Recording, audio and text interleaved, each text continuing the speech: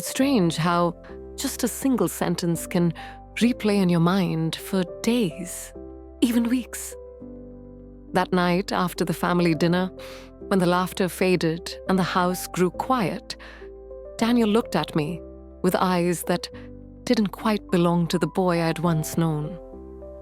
There was something in them, nothing inappropriate, but searching deep, as if he was seeing me for the very first time. And then he said just a few words. Words that have echoed in my head ever since. But before I tell you what happened, I'd love to know, where are you watching this story from tonight? Go ahead, write your city in the comments. I truly enjoy seeing where everyone is tuning in from. It makes the space feel like one big family table. Now let me take you back to that evening. It was one of those rare family dinners where everyone actually showed up. My sister brought her famous casserole. My brother, as always, told the same jokes he's been recycling for 20 years. The dining room glowed with the soft flicker of candles, their flames dancing along the table. Glasses caught the light plates clinked, and the warm hum of voices overlapped in a way that made the whole house feel alive. Daniel, though, had been quieter than usual. He's never been the type to compete with the noise of a crowded room, but that night, I noticed him glancing at me more than once. At first, I brushed it off. Maybe he just needed more potatoes passed down. Or maybe he was lost in his thoughts. But it wasn't just glances. There was a softness in his expression, a stillness like he was watching, listening, holding on to something. Only he understood. When the last plates were scraped clean and the chairs began to shuffle, back people started to drift out. Coats were pulled on goodbyes, called out, and one by one, the door shut behind each pair of footsteps. I stayed in the kitchen, stacking dishes, rinsing glasses, letting the warmth of the evening settle over me. That's when I realized we were alone.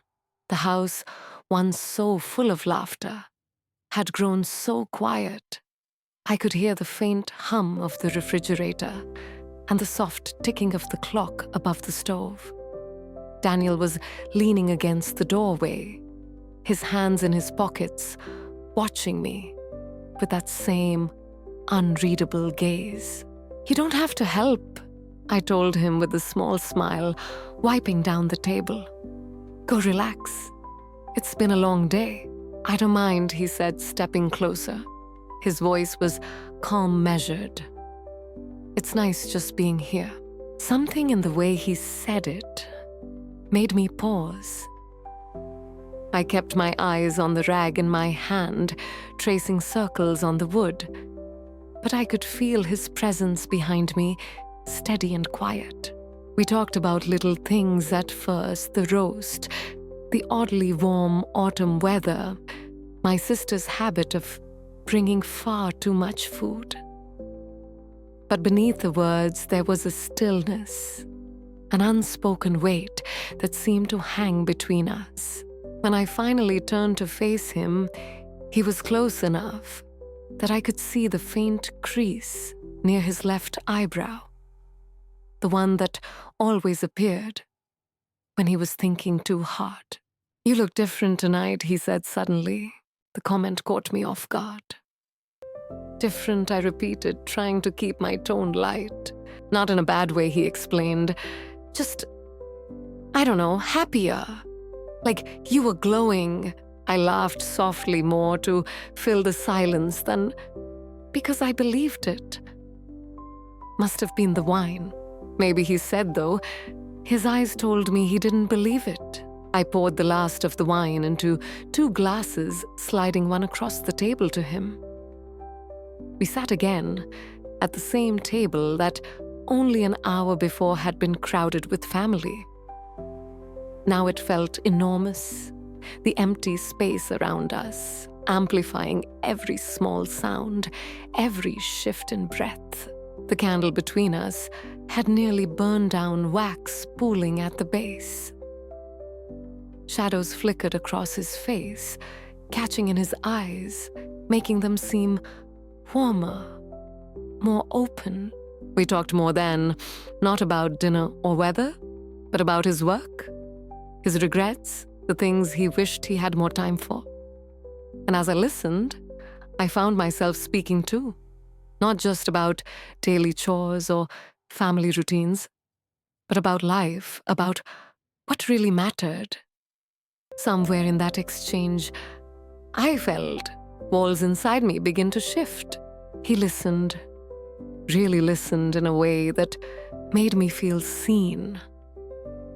Not as a hostess, not as a mother, but as a woman with her own dreams, her own fears. When the clock chimed softly from the living room, I glanced at it, surprised at how late it had gotten. "You should probably get going," I said, though. A part of me wished the night would never end. But instead of standing, Daniel leaned forward, resting his arms on the table, his voice low, steady. "That's the thing," he said quietly. "I'm not ready to leave yet." It was such a simple sentence, but it landed inside me like a stone dropped into still water, rippling out in ways I didn't expect. There was no urgency in his tone, no demand, just honesty. And it struck me how rare honesty like that had become in my life. I looked at him for a long moment, searching for the right response. But before I could speak, he added something else, the words that would replay in my mind for nights afterward. The words that would make me see him in a completely new light. "I'm not ready to leave yet," Daniel repeated, and the quiet of the kitchen seemed to lean in with me waiting. The candle between us had dwindled into a small crater of wax, the little flame tilting left, then right, as though it was listening too. I folded the dish towel and set it on the chair beside me, because my hands had started to tremble in that way they do when a feeling arrives, before the words to explain it. "Okay," I whispered. "Then stay." He nodded, but he didn't move. His eyes stayed steady and gentle, carrying something I couldn't quite name. For a brief moment, I wondered if he needed money or if something had gone wrong at work. But that wasn't it. What I saw wasn't trouble, it was tenderness. The kind of tenderness that grows heavier the longer it goes unspoken. Mom, Daniel began, and the word landed in the room, soft as a hand on my shoulder. "There's something I should have told you a long time ago." The clock ticked. The refrigerator hummed. And in my mind, the years between us lined up like photographs tucked in an old shoebox school plays, and missing teeth, scraped knees, broken bikes, and the winter he caught the flu.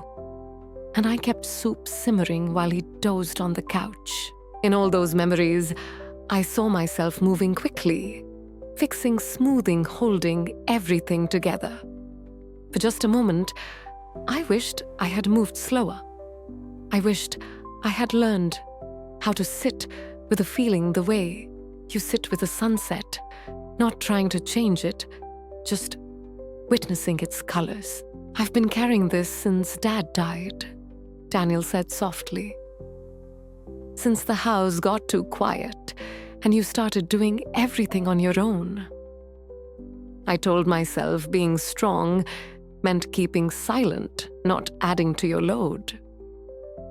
But now I think my silence only made the weight heavier. He looked down at his hands, large, capable hands. His father's hands. I swallowed hard, trying not to let my eyes betray me. Carrying what I asked. That I should have been more present, he admitted. That I should have checked on you more, called more, stopped by for no reason. The way I used to wander into the kitchen for a slice of apple while you were baking. I didn't know how to be there for you unless you asked. And you never asked. Something deep inside me ached than an old ache that had lived beneath the errands of the day and the dishes of the night. I didn't know how I confessed quietly. Asking felt like admitting I couldn't hold it all together. I've always been the "I've got it" person, even when I didn't. He gave me a small smile, sad, affectionate. Yeah, he said softly. You are that person. I think I inherited that part. The candle flickered so low that a ribbon of smoke rose and curled into the air. I reached for the glass of water beside me to snuff it out, then paused. Let it burn out on its own, I said. It feels right. We sat there in the gentle ticking of the clock and the faint glow of the flame. Outside, the windows had gone dark, turning into mirrors that reflected our little kitchen back at us. Daniel shifted in his chair, leaning forward, his elbows resting on the table. The very posture I used to scold him for as a boy. I said nothing now. Let the elbows stay. Let the rules rest. Here's the other part. He continued quietly. I'm scared sometimes. I've always been the one to solve the problem instead of naming it. But I was scared I'd lose you to the busyness you wear like armor. Scared that one day I'd come over and you'd be a stranger to me, the way grief can make strangers out of the people you love. He hesitated, his voice catching just slightly. I was scared that if I said it out loud, it might make it real. I felt my breath deepen, steadying itself against the weight of his words. The word leaving spread through the room and settled into the corners. I felt the shape of it in my chest. For a long moment, I didn't answer, not because I was hurt, not because I was angry, but because I wanted to be careful with my heart.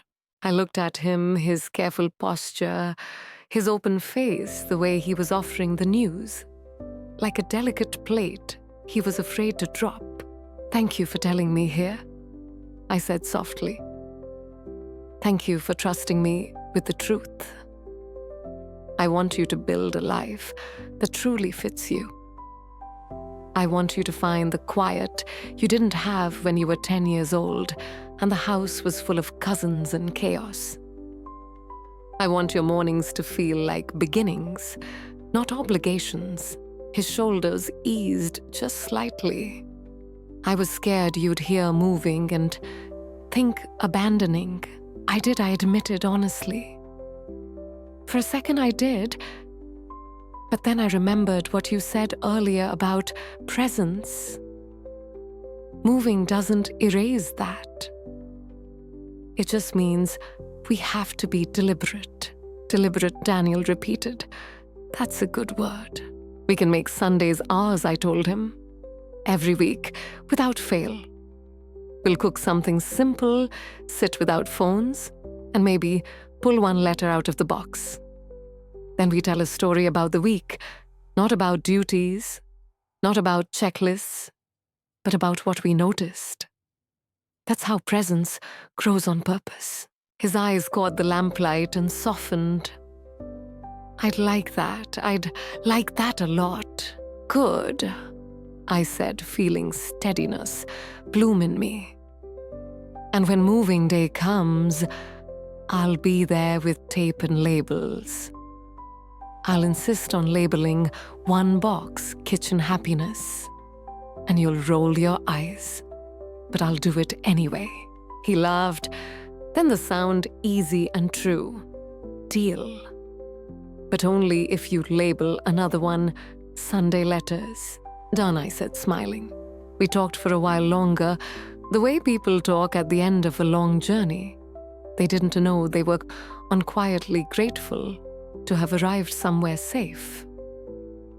He told me about the little apartment he had toured, how the afternoon light spilled across the floorboards and the small nook by the window where he could read. I told him about a volunteer program at the library I'd been considering, the one where retirees read with children after school. We traded plans like recipes, passing them back and forth until they began to taste like home.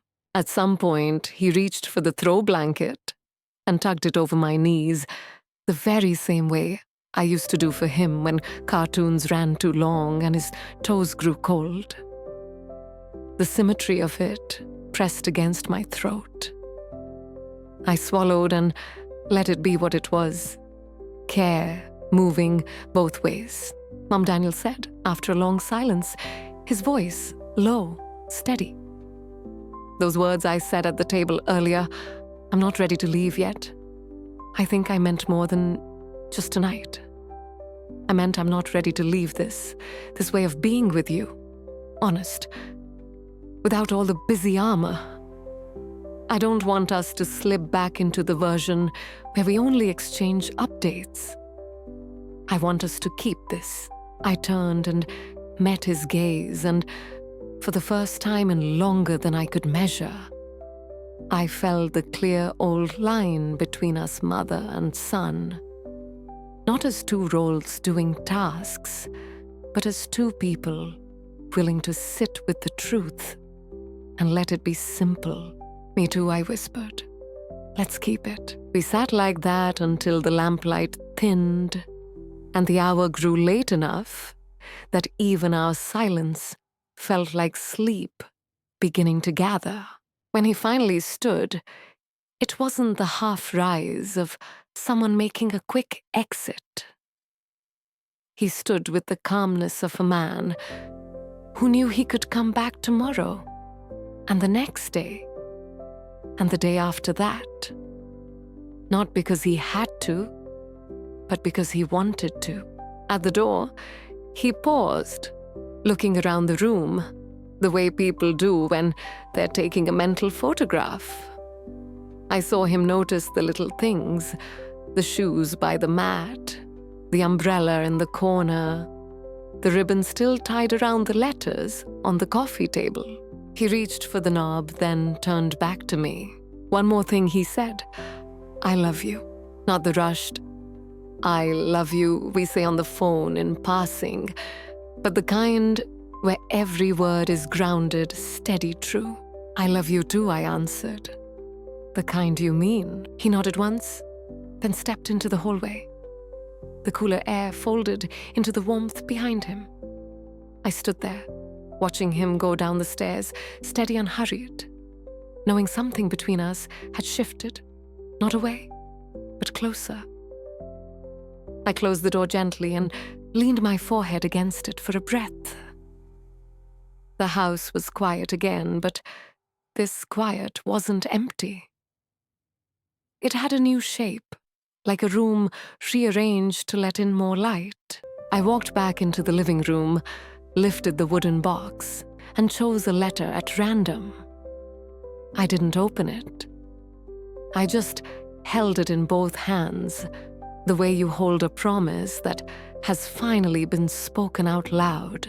Later, lying in bed, I stared at the faint blur of the ceiling and listened to the small sounds a house makes as it settles into midnight. I thought about how love changes its face over the years. Once it was a hand steadying the back of a bicycle. Later it was a casserole left quietly on a doorstep. And tonight, it was a sentence spoken in a kitchen while a candle burned low. "I'm not ready to leave yet." I understood then that the most surprising part of the evening wasn't some hidden secret waiting to explode. It was something gentler, but braver, the willingness to say the quietly difficult things while there's still time to do something with them. I rolled to my side and watched the thin strip of streetlight flicker along the curtain. Tomorrow I would text Daniel a picture of the pantry hinge that squeaked and ask if he wanted to fix it on Sunday. He'd come over with a can of oil and we'd bicker cheerfully about the label maker, then sit down to eat something sweet and pull out a letter to read aloud. We would practice presence the way you learn a new instrument, awkward at first, then unexpectedly beautiful in the small improvements only the two of you notice. And before sleep found me, I let myself return to the kitchen. In my mind, 2 glasses, the faint smoke of a candle that had done its job, and the simple image of a mother and her grown son staying a little longer than planned, discovering perhaps that sometimes the most powerful words are not the ones that break a life open, but the ones that quietly stitch it back together. And now I want to ask you something. Have you ever had a moment like this where a simple sentence from someone you love changed the way you saw them, or even the way you saw yourself? If you have, share it in the comments below. I'd love to read your stories. And if this video touched your heart, don't forget to subscribe to the channel together. We're building a space where love, honesty, and presence matter most.